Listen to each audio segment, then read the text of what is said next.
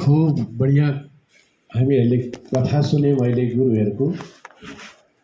मलाई अलिअलि मन चाहिँ परेको छैन, यो व्यवस्थाको मन परेको छैन, यो मेरै आफ्नै कमी जस्तो लाग्छ।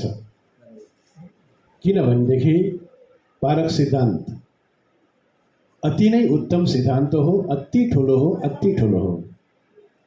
तर यसको व्यवहार चाहिँ कति सानो देख्छु म।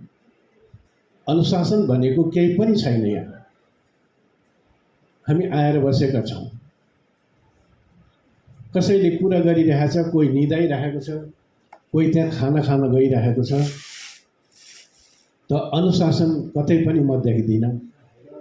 अनि हाम्रो जमीनी जो तल छ, जो जमीनी स्तर है, वही यदि हमारे कमज़ोर हैं तो मंजिल पाना ज़रा मुश्किल है। अब मैं आग्रह करता हूं कि एक बार आप लोग जोर से ताली ऐसे बजाएं ताकि एक अपने जीवन के भीतर के विकार भी ठीक हो जाए। बोलो सदगुरुदेव को।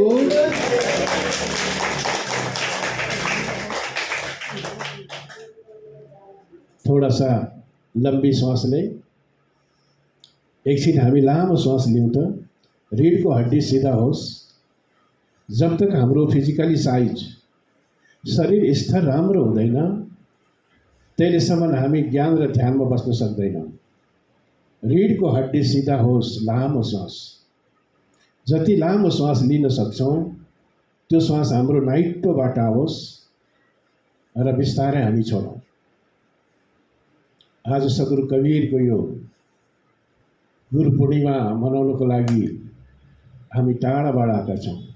लामो सांस लेको हो, अब स्थिर बनो। लंबा सांस लिए ना आप लोग सबने। डीप ब्रीदिंग कहते हैं जिसको, जिसे हम लंबी सांस लेते हैं।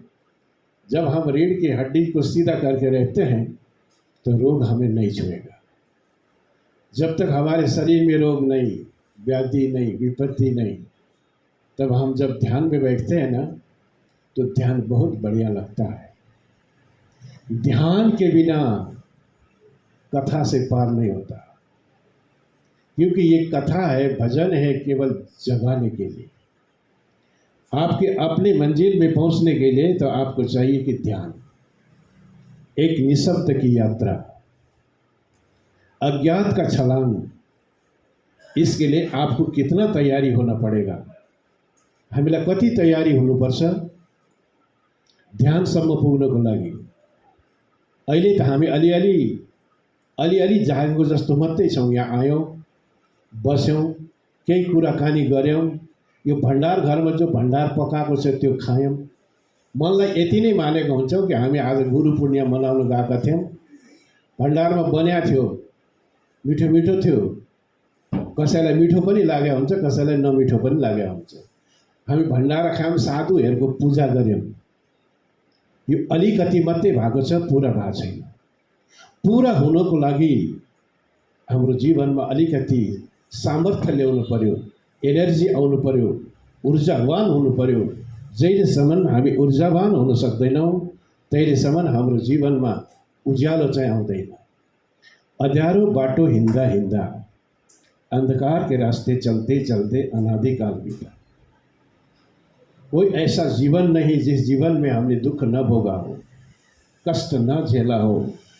अनंत जीवन में सब कुछ करके आए। परम पूज्य सद्गुरु विशाल देव जी ने कहा है, जन्म अनंत सब कुछ कीने, नहीं गुरु भक्ति मिले वो, भाग्य उदय आज मिले सोई, दिन दिन अधिक रुचि हो। साहब जी का कहना, कहते हैं कि अनादिकाल कई बार आए हम इस धरती में, कई बार इस धरती से हम चले गए, बार बार आए और बार बार गए। लेकिन जो मौका आज मिला है, अवसर जो आज हमको प्राप्त है, पारखी गुरु का संगत करने का और उनके ज्ञान विचार को मनन करने का और ध्यान करने का, ये अवसर हमें किसी भी जन्म में नहीं मिला था। इसलिए उत्साहित जीवन हो, साहसिक जीवन हो। सुबेरे उठे आप योगा करिए, बढ़िया प्राणायाम करिए, वॉकिंग करिए और साथ में आकर के शुद्ध चिंतन करिए। जैसे जैसे आपकी चिंतन शक्ति बढ़ेगी वैसे वैसे आपके जीवन में एक नई ऊर्जा होगी। वही नए ऊर्जा के साथ आपके जीवन की गति होगी और आप एक गतिवान, एक समर्थशील पुरुष बनेंगे। फिर आपके जीवन में किसी प्रकार का अंधकार नहीं रहेगा। अंधकार को आपने चीर दिए, यही बात ऋषि ने कहा, तमसोमा ज्योतिर्गमयो। अंधकार को चीर करके जो प्रकाश में पहुंचने की क्षमता वो पुरुष रखता है, जिस पुरुष ने अपने आप को ठोस बनाया, कर्मठ बनाया और सहनशील और शक्तिशाली बनाया। हामीहरूले यस्तो शक्ति बनाउनु पर्यो जहिलेसम्म हामी आफ्नो जीवनलाई ऊर्जावान बनाउँदैनौँ, सामर्थ्यवान बनाउँदैनौँ, एकदम निर्मल बनाउँदैनौँ भने हामी ध्यान गर्न सक्दैनौँ। जन्म अनन्तबार लिएर आइसक्यौँ, हामीले ध्यान राख्नु होला। कोही यस्तो खानी छैन जुन खानीमा हामी गएर जन्म नलिएको हो। रुनु बिदी रहिसक्यौँ और आँसु कति निक्ल्यो। अनन्त जीवनको ठोक्कर हामीले कति झेल्यौँ, तर यो ठोक्करको बोध, यो कष्ट, जुन आपत्ति र विपत्ति हाम्रो जीवनमा आयो, त्यो आपत्ति र विपत्तिलाई अनुभव गर्ने चाहिँ हामीले कहिले पनि जागर गरेनौँ। त्यसैले हाम्रो जीवनबाट दुःख कहिले पनि हटेन, टाढा भएन। हामीले गीत पनि गायौँ, भजन पनि गायौँ, भोजन पनि गऱ्यौँ, साधुको पूजा पनि गऱ्यौँ, तर सुखी चाहिँ हामी हुन सकेनौँ। किन भन्दा यो सबै क्रिया बाहिरी क्रिया थियो, आन्तरिक क्रिया थिएन। आन्तरिक यात्राको लागि हाम्रो मन कति निर्मल हुनुपर्छ। सबैदेखि राग द्वेष विहीन, सबैलाई आफ्नो मान्न सक्ने क्षमता भने सभी को हम जब तक अपने दिल में नहीं लेंगे। गुरुदेव ने कहा बीजक के अंदर में जब लग दिल पर दिल नहीं, ध्यान रखना सभी ने बीजक पढ़ा है, तब लग सब सुख नहीं। एक ही सुख नहीं कहा साहब ने, सब सुख, शारीरिक सुख, मानसिक सुख और आत्मिक सुख, ये सभी मिलाकर के सब सुख साहब ने गिनती किया। कबीर साहब एक ऐसा महापुरुष जिससे हम प्रभावित हुए। हम गीता पढ़ने वाले, रामायण पढ़ने वाले, तीर्थ मूर्ति में भटकने वाले, तो कबीर की बातों से क्यों प्रभावित हुए? तो कबीर एक ऐसा जादूगर, ऐसा महावैज्ञानिक पुरुष, आध्यात्मिक क्षेत्र के एक ऐसा उन्नतिशील पुरुष। मैं तो कहता हूँ कि आध्यात्मिक क्षेत्र में जितनी पैनी दृष्टि सदगुरु कबीर का रहा, उतना शायद किसी महापुरुष का नहीं, क्योंकि उन्होंने दोनों जाति को, दोनों कौम को, दोनों संप्रदाय को समझाने की कला। को हिंदू को तुरुक कहावई, एक जिमी पर रहिए। हिंदू और मुसलमान की जो आतंकाई, जो झगड़ा, एक आपस में वेद, एक हाथ में हिंदू वेद लिया और एक हाथ में तलवार लिया, एक हाथ में मुसलमान ने कुरान लिया और एक हाथ में फिर क्या लिया? तलवार लिया। और हिंदू का सर काटने के लिए मुसलमान तैयार और मुसलमान के सर काटने के लिए हिंदू तैयार। जितनी धार्मिक संप्रदाय में उन्मादता, जितनी खून खच्चर, जितनी झगड़ा, जितनी हत्या और हिंसा, मैं तो कहता हूँ शायद राजनीति के क्षेत्र में भी नहीं हुई होगी। इसलिए ऐसे समय में सदगुरु कबीर ने ऐसे जो सूत्र दिए हैं कि मंदिर तोड़ो, मस्जिद तोड़ो तो कुछ नहीं मुझा का है, पर दिल मत किसी का तोड़ो, यह घर खास खुदा का है। यदि खुदा के घर को हमें पहचानना है तो हमें कबीर के नज़दीक होना ही पड़ेगा। कबीर के विचार को मनन करके, सारा अज्ञान और अंधकार को हटा करके, जितने हमारे भीतर में अहंकार है सबको ख़त्म करने के बाद ही हम उस जगह पहुंचते हैं जहाँ सदगुरु कबीर ने जो इशारा किया कि खुदा का घर। जहाँ सर झुक जाए उसे खुदा का घर कहते हैं, जहाँ हर नदी मिल जाए उसे समुंदर कहते हैं। और पीड़ा तो देते हैं दुनिया के लोग, जहाँ ऐसे पीड़ा समझे वो हमारे हम सफ़र हैं, वो हमारे हम सफ़र हैं। बोलो सद्गुरुदेव।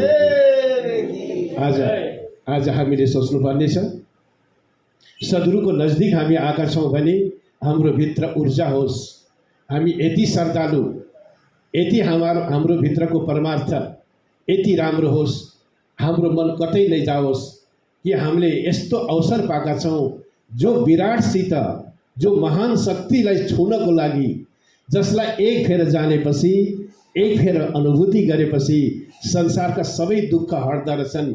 मन यति मस्त हुँदो रहेछ, यति आनन्दित हुँदो रहेछ, यति चाहिने निर्मल हुँदो रहेछ। त्यो अनुभव जुन मान्छेले जीवनमा गर्छ भने त्यो संसारको के भयो? महापुरुष। त्यसैलाई हामी के भन्न सक्छौँ? महामानव। त्यसैलाई हामी के भन्न सक्छौँ? बुद्ध। जुन धरतीमा बुद्ध आउनुभयो, महावीर आउनुभयो, कबीर आउनुभयो, नानक आउनुभयो, धरती त वही हो, हावापानी वही हो, खानी पनि त्यही हो। यही दाल भात रोटी खानु भएको थियो कबीर साहबले पनि, यही दाल भात रोटी खानु भएको थियो भगवान बुद्धले पनि, यही हावा लिनु भएको थियो, यही धरतीमा हिँड्नुहुन्थ्यो। तर 24 घण्टाको समयमा प्रकृतिको यो सम्पत्तिलाई लिएर कोही बुद्ध बने, कोही महावीर बने, कोही कबीर बने। हामी चाहिँ के बन्यौँ त भन्दा त्यो जमिनमा हिँड्न पनि नजान्ने खुट्टो भाँचिया किरो र माकुरो जस्तो बन्यौँ। त्यसैले हाम्रो जीवनको कोही भ्यालु नै भएन। हम एक जीवन ऐसा कीड़े और मकोड़े की तरह हम चलने लगे, हमारा कोई भ्यालु नहीं। संपूर्ण संपदा हमने पाए हैं, लेकिन इस संपदा में एक महान व्यक्ति होकर के अपने व्यक्तित्व को निखार करके जीवन को ऊंचा बना लेता है, और हम वही संपत्ति पा करके दरिद्र, दरिद्र से भी महादरिद्र, देवी देवता का देश नेपाल और भारत है कि नहीं है? 33 कोटि देवता का हम वर्णन करते हैं ना। 33 कोटि देवी देवता, इतने संत महात्मा, ऐसे देश में हम जैसे रोगी शोगी संतापी सोचते बनता है। ये बताइए, इतने बड़े देवी देवता, इतने संत महात्मा, रोगी शोगी संतापी क्यों? इतना हिंसा हत्या बलात्कार क्यों? इसका मतलब हमने केवल गीत भर गाया, भजन भर गाया, तप नहीं किया, अपने को नहीं तपाया, अपने को नहीं सजाया। 24 घंटा जो हमें जिसको जानना था, जिसको याद करना था, वो हमने याद नहीं किया। किसी ने मेरे साथ प्रश्न किया, मैं मॉर्निंग वॉक में जब जाता हूँ, कोई साथी मिलते हैं, ये गुरु यो यतिको देवी देवता भएको देश यस्तो दुखी र गरिब, माग्ने र ठाङ्ने सबै यस्तो पीडा लिएर मन्दिरको वरिपरि भिख मागेर किन हिँडिरहेको होला भनेर प्रश्न गरेको क्या मलाई। मैले भने देवी देवता जति पनि हाम्रो मन्दिर सब थापना भएको छ, यो थापना गर्ने मान्छेले आफूलाई नचिनेको भएर त्यहाँबाट शक्ति नआएको। अब भनौँ यत्रा देवी देवतालाई मान्ने हाम्रो राजा वीरेन्द्रलाई सबैले चिनेको छैन, देखाएको छैन, कसैले त सानो सानाले देखाएको छैन होला। राजा वीरेन्द्र सबै 33 कोटि देवतालाई मान्ने, पशुपतिदेखि लिएर विश्वनाथ, भारतका कुनै तीर्थयात्रा छैनन्, केदार बद्री सबैलाई मानेर, सबैलाई पुजेर और गुठीसम्म खुवाएर बसेको राजा वीरेन्द्र जब मर्ने दिन आयो, कुनै देवताले साथ दिएको होइन। 500 सैनिक उनको रक्षामा थिए। त्यहाँ राजदरबार नारायण टीको भित्रमा 500 सैनिक थिए, तर कोही देवी देवताले आएर अँगालो हालेन, न कोही सूचना दिएन, तँलाई मार्दैछ है त सचेत हो जा भनेर कसैले सूचना पनि दिएन। फेरि भयो, हामीले यहाँ अलिकति जज गर्न सकेका छौँ। हामी मनुष्यको शरीर लिएर आज 21वीं सदीमा आएका छौँ। यो दिमागलाई अलिकति हामीले सोच्न सकेका छौँ। तर पनि भेडियाको धसन जस्तो लुडो लागेको छ, भेडियाको धसन जस्तो भिड लागेको छ, पाएको केही पनि होइन, और सारा दिन र जिन्दगी तीनै हामीले डुबाइदिएको छ। पशुपतिनाथ के मंदिर, सभी देवी देवता जितने भी हैं भारत और नेपाल में, लेकिन यहाँ राजा की मृत्यु हुई, आप लोगों की सब न्यूज़ तो पढ़े होंगे। सभी देवता को मानने वाले राजा वीरेंद्र एक बहुत जनप्रिय राजा थे, पूरे विश्व में भी उनको बहुत अच्छा मानते थे। जब वो भाषण देते थे तो कोई कॉफी नहीं देखते थे, एकदम खुला बढ़िया। उनका जो इंग्लिश लैंग्वेज है भाषा, वो भी बहुत प्योर भाषा। इतने जनता का प्यारा, सभी देव देवता का मानने वाला, जब उनको मारने के लिए सब षड्यंत्र रचा गया, कोई देवी देवता ने रक्षा नहीं किया। बोलो सद्गुरुदेव। जब तक आपके अंदर में एक सजगता नहीं आएगी, सदगुरु कबीर साहब जी की जो ज्ञान की ज्योति नहीं जलेगी, तब तक आप ऐसे मानंदी के अंदर आप फंसते रहेंगे। जीवन कल्याण कभी नहीं होगा। ये धरती उलट पुलट होती रहेगी और संसार में प्रलय आता रहेगा। यूक्रेन की जैसी हालत घटती रहेगी, सीरिया की जैसी हालत घटती रहेगी, आदमी मरते रहेंगे। और आज हम सब भी बारूद के ढेर में बैठे हैं। हामी सबै बारूद र बमको माथिमा बसिरहेका छौँ। एक फेरा यो पृथ्वीलाई 7 फेरा खरानी बनाउने शक्ति आज विज्ञानले बनाएर राखिदिएको छ। यदि हाम्रो भित्र सत्व गुण आउन सकेन भने त्यो बम फुटेर भोलि हामी 1 फेरा होइन 7 फेरा खरानी हुन सक्छौँ। यसैले आज जरुरत छ हामीलाई यस्ता महापुरुषहरूको ज्ञानको जरुरत छ। यदि हामी साधनाबाट महान हुन सक्यौँ भने कसैलाई मार्नु पर्दैन, बल्कि हामी आफ्नो कलेजा निकालेर दिन चाहन्छौँ, तर कसैको कलेजा हामी लिँदैनौँ। यो दया र यो प्रेमको विकास यदि हाम्रो भित्र भयो भनेदेखि हामीलाई कतै सुख खोज्नु पर्दैन। त्यसैले ज्ञानमा आउनुहोस् त सजग हुनुहोस्, सार्थक हुनुहोस्, ऊर्जावान हुनुहोस्, राम्रोसित ऊर्जावान भएर यो साधना सिक्नुहोस्, अभ्यास गर्नुहोस्। जहिलेसम्म हाम्रो साधना राम्रो हुँदैन, सार्थक हुँदैन भने कहिलेकाहीँ हामीलाई के लाग्छ गोर भन्दा, यो महात्माबाट हामी गइरहेका त हो नि, खोइ शान्ति नै मिलेन, केही पनि तातो भुत्लो लागेकै छैन, केही पनि पूजा कति फेर गऱ्यौँ, भेटी चढायौँ, भण्डारा गऱ्यौँ, हामी त सधैँ दुखीका दुखी नै छौँ। यो मन में ख्याल आउँछ ध्यान। मैंने कहा जब हम साधु के पास जाते हैं ना, पूजा भी करते हैं, भेंट भी चढ़ाते हैं, भंडारा भी करते हैं, लेकिन मन में सोचते शांति तो मिली नहीं। कर तो रहे हैं, साधु के पास दौड़ते दौड़ते बहुत दिन बीता, शांति तो नहीं आई। ध्यान रखना, ये बाहरी क्रिया है, आपको आंतरिक जगत में ही प्रवेश करना पड़ेगा। आपने दान किए, पुण्य करे, ये आपके शारीरिक क्षेत्र का हिसाब किताब है, आपको मिलेगा। दान किए हैं, आप खा लोगे, बढ़िया पी लोगे, आपने परोपकार किया, ये सब आपको मिलेगा। लेकिन जो साधना है, जो अपने भीतर के जीवन की गहराई, जिसको अनुभूति करने के बाद अनंत जन्म का दुख आपका मिट जाने का है, वो साधन आपको करनी है। उसके लिए आप 1 घंटा समय निकालिएगा। 24 घंटे में आप यदि 1 घंटा समय निकाल लेते हैं तो जीवन के अंत में 1 घंटे की जीत होगी और 23 घंटे का हार होगा। बोलो सदगुरुदेव की। इसीलिए आज ये शुभ अवसर जो हम लोगों को मिला है, इसका पूरा का पूरा सदुपयोग हो, पूरा का पूरा इसका जो है कि अभ्यास हो। आज मैं दुनिया में देखता हूँ और उदाहरण देता रहता हूँ, ओम शांति के एक ऐसा स्थल है, आप लोगों ने सुना, आप उधर से आए हैं, आप गए भी हैं, मैं बीच बीच में ये चर्चा लाता रहता हूँ कि इतनी अनुशासनशील, जहाँ लाखों लड़की इकट्ठे हैं, सारी कुमारियाँ इकट्ठी बैठी और पूरी, कितनी साफ सुथरा, कितना अच्छा सेवा, कितने भंडारा लग रहे हैं, हजारों हजारों लाखों के भंडारा रोज बन रहे हैं। हमारे तो अभी 10, 25, 50 व्यक्ति के भंडारा बनाने में बड़ी परेशानी होती, लेकिन उनमें इतनी बड़ी क्षमता कहाँ से आई? तो एकता और संगठन और उनके भीतर में अनुशासन। मोबाइल नहीं बजेगा, हमारे यहाँ जो भी बैठे हैं मोबाइल में घंटे का दौड़ दौड़ के यहाँ से भागेंगे, क्योंकि परेशान है मोबाइल से। इसको जब तक आप साइलेंट में नहीं रखेंगे, और ये भी ध्यान रखना, ज़्यादा मोबाइल यूज़ करने वाला व्यक्ति एक दिन माइंड से आउट भी हो जाएगा। आज इंटरनेट ने सुविधा के साथ साथ पागलपन भी दिया है। यदि मोबाइल चलाने की कला नहीं आई तो हमारे जीवन में सात्विकता नहीं आएगी, क्योंकि हम 24 घंटा दूसरे को देखते देखते ही बिता देंगे और अपने को देखने का मौका मिलेगा ही नहीं। इसलिए अपने लिए समय निकालिए। यदि आपने अपने लिए समय नहीं निकाला तो ये दुनिया आपके सारी उम्र छीन लेगी और लास्ट में आप फिर पछताओगे।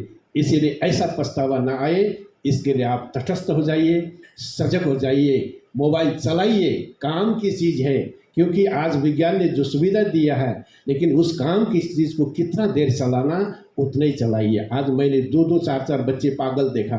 ठीक 3 वर्ष का बच्चा है, वो मोबाइल हाथ में मोबाइल नहीं है, अपने न्यू कर रहा है, देखा। अब वो लोग बोल रहे हैं देखो बच्चे पागल हो गए। इसीलिए ये छोटे छोटे बच्चे आधे से पागल होने जा रहे हैं, तो जवानी का क्या कीमत होगा? बुरे काल तो बर्बाद ही है, हम सब भी पागल के कगार में पहुंचने वाले हैं। तो इसीलिए हम सबों को सावधान होना है। हम सब इतने सौभाग्यशाली जो गुरुवर कबीर का पारख ज्ञान आप हम सबको मिला है, इसीलिए इसका प्रतिपल सदुपयोग आप लोग सब करेंगे तो ये जीवन मालामाल होगा, ये जीवन खुशहाल होगा। यो जीवन मालामाल हुनेछ, यो जीवन खुशहाल हुनेछ यदि हामीले यस्तो ज्ञानलाई हासिल गर्न सक्यौँ, यस्तो मनन र चिन्तन गर्न सक्यौँ र जीवनलाई महान बनाउन सक्यौँ भनेदेखि। मलाई एउटा सानो कहानीको साथ, एक चिठी थी, 2 चिठी आपस में साथी, 2टा कमिलाहरू साथी थिए। जुन ठाउँमा बसेका थिए त्यो ठाउँमा अनिकाल लागेछ क्या। अब साथीहरू बसे, अनिकाल लाग्यो, अब के खाने? किनभने पेटको चिंता सारे दुनियालाई, प्राणीलाई पेट का फिकर सबको है। चिट्ठी से लेकर के भक्ति भाव भजन में तो चिंता कम है। कबीर साहब ने कहा, न हम देखा भक्ति में, न हम देखा भजन में, साहब तो कहते हैं, ना हम देखा भक्ति भाव में, ना हम देखा पोथी में, कहे कबीर सुन भाई साधु, जो देखा सो रोटी में। अब जहाँ रोटी बन रही होती है ना, वहाँ चींटी से लेकर कुत्ते बिल्ली से लेकर कौआ काग सबके लाइन लगी होती है। तो वो अनकाल लगा, तो अनकाल लागे छ दुईटा कमिलाहरू सल्लाह गरे, साथी अब यो अनकाल लाग्यो, हामी केही आरा खोज्न जाउँ न, जता गएर बाँचिन्छ त्यतै गएर आरा खोजौँ भनेर दुईटा कमिलाहरू सल्लाह गरेर हिँडेछन्। तो एउटा पूर्वको पहाडतिर एउटा पश्चिमको पहाडतिर गएछन् ती कमिलाहरू। अनि एउटा कमिलालाई चाहिँ त मिश्रीको पहाड मिलेछ, अनि एउटा कमिलालाई चाहिँ नुनको पहाड मिलेछ। माने चींटी की कहानी में निकाल रहा हूँ कि दोनों चींटी साथी थे। दुकान पड़ा तो चारा ढूंढने के लिए निकले तो एक चींटी पूरब की ओर, एक पश्चिम की ओर गई, और वो दोनों में एक को तो मिश्री का पहाड़ मिला और एक को नमक का पहाड़ मिला। अब जो नमक खा करके जो रही उसके मुख में नमक ही नमक, और जो मिश्री खा के रही तो मिश्री। तो बहुत दिन बीतने के बाद दोनों चींटियों के मन में ये सवाल उठा कि हम तो दो साथी थे, अब ये खाते पीते भूल गए, मिलना चाहिए। तो नमक वाला चींटी के मन में ये ज़्यादा प्रश्न उठा। तो वो खोजते खोजते वो मिश्री वाले चींटी के पास चली गई। जा करके मिश्री वाली चींटी के साथ बातचीत हुई, तो वो फिर वो मिश्री वाली चींटी ने अपना मिश्री खिलाई, किसको? वो नमक वाले चींटी को। तो स्वाद पूछी कि साथी ये मेरा जो पहाड़ का जो मिश्री आपको कैसा लग रहा है? तो वो नमक वाला चींटी क्या बोलती है कि ये जो मिश्री जो आपने दी है ना, ये मेरे पहाड़ के नमक जैसे ही लग रहा है। ऐसा नहीं होगा, मेरे मिश्री तो मीठा है। उसने कहा मीठा होगा, मुझे तो नमक ही लग रहा है। जब थोड़ी देर के बाद फिर वो चींटी ने कुल्ला करने के लिए पानी दिए। जब पानी से कुल्ला करने के बाद उसके मुख में जो नमकीन भाग था, वो नमकीन भाग कुल्ला में निकल गया। फिर उसको मिश्री खिलाए। तो अब पूछो, अब देखो कैसा लग रहा है? तो हाँ, ये तो पहले से दूसरे स्वाद, ये तो मीठा है। पहले तो मेरे को नमक ही जैसा लग रहा था, लेकिन अब ये जो आप दी है मिश्री, ये तो मीठा है। क्योंकि जब तक हमारे मुख में नमक है तब तक मिश्री भी कैसा लगता है?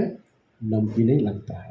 इसलिए संसार के लोग यहाँ आकर के क्या मानते हैं, जैसे ये भक्ति भजन साधन जो भी देखते हैं अपने नमक ही जैसा देखते हैं, ऐसे ही तो है जैसे हम जैसे खाते पीते हैं वैसे तो ये लोग भी रहते हैं। लेकिन जब तक साधना की गहराई में जाकर के स्वरूप आनंद की जो मिश्री नहीं चखते, तब तक वास्तविक ज्ञान और भक्ति का स्वाद हमको मिलेगा नहीं। तो मैले भन्न खोजेको मिश्री र त्यो कमिलाहरूलाई, त्यो मुखमा नुन भएको कमिलाले मिश्री खाँदा पनि नुनै जस्तो लागेछ। त्यो नुनै जस्तो लाग्दाखेरि त्यो मिश्री खाने त्यो कमिलाले चाहिँ नि के भन्यो भने, यो मिश्री नुनिलो होइन, यो त गुलियो छ। पानी दिएर कुल्ला गराउन लाग्दाखेरि, कुल्ला गरेपछि मुखबाट नुनिलो गएपछि फेरि मिश्री खुवाउँदाखेरि अनि गुलियो स्वाद आएछ। त्यस्तै हामी यो ध्यान साधनामा संसारबाट, संसारका विषय, संसारका अहंकार, अनेक प्रकारका विकार लिएर यहाँ आउँदाखेरि यहाँको मान्छेलाई पनि हामी त्यस्तै रूपमा देखेका हुन्छौँ। किनभने यिनीहरूले पनि त्यस्तै हाम्रै जस्तै त हो नि, खाने गर्ने बोक्ने त्यस्तै हो, यो मनमा हामीले मानेका हुन्छौँ।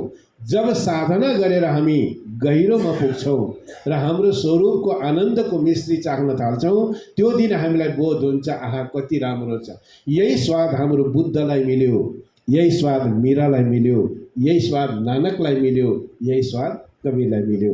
ऐसे स्वाद, ऐसे हमारे महापुरुष कबीर, नानक और तुलसी, सभी महापुरुष को यही स्वाद मिला जब इस धरती के महान सम्राट बने। इसलिए महापुरुषों ने कहा है कि यदि तुम्हें सम्राट की तरह मरना है तो बुद्ध की तरह जीना सीखो, कबीर की तरह जीना सीखो, नानक की तरह जीना सीखो। यदि हामीलाई सम्राट भएर मर्नु छ, हाँसेर मर्नु छ, खुसी भएर मर्नु छ भने बुद्ध जस्तो भएर, महावीर जस्तो भएर, कबीर जस्तो भएर बाँच्न सिकौँ। हामी त्यसको लागि साधना गरौँ। मनुष्य जीवन हामीलाई आज प्राप्त भएको छ। यस्तो जीवन बार बार पाइने छैन। यहाँबाट फेरि हामी 84 गयौँ भने फर्केर आउने त कहिले हो। यसैले आज शुभ अवसर सद्गुरुदेवले भन्नुभएको छ, आज अवसर अति राम्रो मिलेको छ। राम्रोको मतलब बहुत सुन्दर। आज बहुत सुंदर अवसर हम सबों को मिला है। इस सुंदर अवसर का सदुपयोग बरोबर हम करें, खूब बढ़िया साधन करें और भजन करें, जीवन के अपने मस्ती को छू लें। फिर आपके जेब में चौन्नी भी न हो, फिर भी आप संसारों का संसा बने रहेंगे। अन्यथा अरबपति बनते रहिए, हजारौं लाखौं करोडपति हामी बनौँ, फिर भी हामीलाई सुख मिल्ने छैन। हामीले संसारको राज्य मिले पनि हामी सुखी हुने छैनौँ। किन भन्दा संसारबाट पाएको जति चिज छ त्यसले कोही सुखी हुने छैनन्। सुखी भएको भए यत्रो लडाइँ किन हुन्थ्यो, यत्रो राजा महाराजालाई किन मार्थे, यत्र राजा महाराजा लडेर एक आपसमा किन खत्म हुन्थे। सद्गुरुले भन्नुभयो यो संसारको जति पनि उपलब्धि छ यो उपलब्धिमा कोही सुखी छैनन्। तर जसले आफ्नो भित्रको दिव्य विराट स्वरूप, दिव्य महान सनातन, जो हाम्रो आफ्नो चैतन्य देवको अनुभूति गरेर जो बाँच्न सिकेको छ भने त्यसको बोकलीमा एउटा सुखको नभए पनि त्यो मस्तीमा पाएको हुन्छ। बच्चाले कसरी सुख पाएको, बच्चाको धन पनि छैन, बोध पनि छैन, ज्ञान पनि छैन, तर कति रमाइलो गरेर बच्चाहरू खेलिरहेका हुन्छन् नि। किन खेलिरहेको भन्दा बच्चाहरू विचारभन्दा एकदम तल आफ्नो स्वभावमा र स्वरूपमा भएको हुनाले त्यो बच्चाहरू भोगमा अलिकति खाएका हुन्छन्, निन्द्रामा सुतेका हुन्छन्, बाँकी समयमा खेलिरहेका हुन्छन्, आनन्दले चितकारी लिइरहेका हुन्छन्, कराइरहेका हुन्छन्, मस्तीमा हुन्छन्। और हामी चाहिँ यत्रा धन दौलत पद, यत्रा बिल्डिङ बङ्गले सबै बनाएर बसेका मान्छे चाहिँ रातभरि निन्द्रा नलाग्ने, छटपटी हुने, अर्कैकै निन्द्रा, अर्कैकै दोष, अर्कै गरेर हामीले जीवनलाई त्यो रक्षानको मोल गनाउने, ठुसी गनाउने मोल जस्तो हामीले आफ्नो जीवनलाई बनाएर राखेका हुन्छौँ। त्यसैले इसी कारण हम अपने जीवन को घूर का गड्ढा न बनाएं। संसार की जितनी कचरा है दूसरे की तरफ देख कर के जो बटोर लेते हैं ना, वो सब लाके हम अपने अंतस्करण में डालते हैं तो अंतस्करण क्या बनता है, घूर का गड्ढा बनता है। इसीलिए ये घूर का गड्ढा बनने न दें, एक बढ़िया सुंदर साधना का केंद्र बने, ताकि साधना के साथ हमारा जीवन जब उठता है तो मेरे सज्जनों वही दिन कहोगे कि ये सारा विश्व मेरा है और विश्व में रहने वाले सभी प्राणी मेरे हैं। और आप इतने लघु हो जाएंगे तो दूसरे के दिल में बैठ जाएंगे, इतना महान हो जाएंगे कि दूसरे को अपने दिल में बैठा लेंगे। ये शक्ति आज आपके पास में है। ये शक्ति का यदि आपने परिष्कार किया, साधना के द्वारा आपने उठाया और जागा, तो देखो ये जीवन कितना धन्य हो जाएगा। तो मैंने बहुत कुछ आप लोगों को कहा, मेरे जो कुछ थोड़े मोड़े त्रुटि फुटी हुई हो तो आप लोग सब क्षमा करेंगे। जो कमी होला क्षमा गरिदिनु होला। अब धेरै समयमा लिन्न, हाम्रो यहाँ सायद पनि विराजमान हुनुहुन्छ। गुरु पूर्णिमा, हामी गुरुको उपकारलाई नभुलौँ। गुरुले हामीलाई थुप्रो दिनुभएको छ, त्यो दिएको सम्पदालाई सदुपयोग गर्न सिकौँ। हामी गुरुले बहुत कुछ दिया है, जो संपदा हमको दिया है उस संपदा को हम सदुपयोग करना सीखें और विश्व बिरादरी वसुधैव कुटुंबकम यो हमारे ये भावना हमारे भीतर में जगे। My country is the world and my religion is to good.